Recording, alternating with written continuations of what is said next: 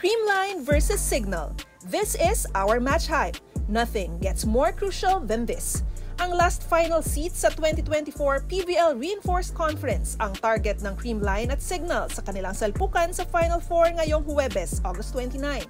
Determinado ang Creamline na ipakitang kaya rin nilang magdomina sa Reinforced Conference matapos lampasuhin ang two-time defending champion Petrogas sa knockout quarters.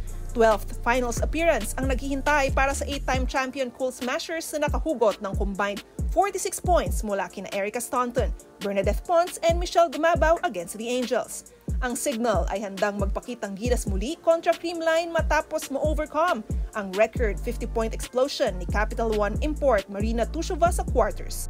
Nag-shine si Riri Meneses with her 7 blocks to support MJ Perez laban sa Solar Spikers. Magawa kaya itong muli ng Signal against Creamline para sa kanilang second finals appearance? For more info, check out onesports.ph.